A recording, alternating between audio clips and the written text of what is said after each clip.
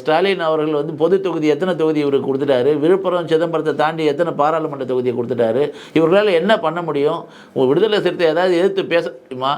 அதனால் இவர் இன்னைக்கு விடுதலை சிறுத்தை கட்சி தலைவர் மட்டும் இல்லை, காங்கிரஸ் கட்சியில் திடீர்னு எவ்வளோ பெரிய குரல் நடக்குது. மாணிக்கம் தாக்கூர் பண்ணுற சவால்லாம் இதெல்லாம் காங்கிரஸ் கட்சியினுடைய எனக்கு என்னவோ ஆச்சரியமாக இருக்குது. செல்வ பெருந்தகை மாதிரி இருக்கிற தலைவர் இருக்க கட்சியில் மாணிக்கம் தாக்கூர் மாதிரியும் ராஜேஷ் மாதிரியும் ஒரு சில ஆளுங்க தன்மானத்தோட காங்கிரஸை நிறுத்தணும்னு நினைக்கிறாங்க இல்லையா? தமிழ்நாட்டில் கூட்டணி ஆட்சின்னு பேசுறது கூட ஏன் இவ்வளோ பயப்படுறீங்க?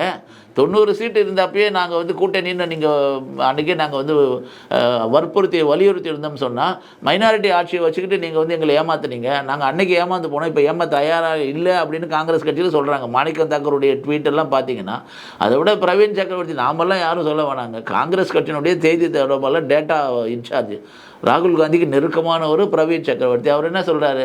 இந்த மாதிரி இந்த 5000 ரூபாலாம் கொடுத்து மக்களை ஏமாற்ற முடியாது, இதை விட அதிகமாக கொடுத்த ஒய்எஸ்ஆர் காங்கிரஸ், இதை விட அதிகமாக கொடுத்த தெலுங்கானாவில் இதெல்லாம் வந்து தோல்வி அடைஞ்சிருக்குது, நம்ம பன்னாடு பார்த்துருக்கோம்.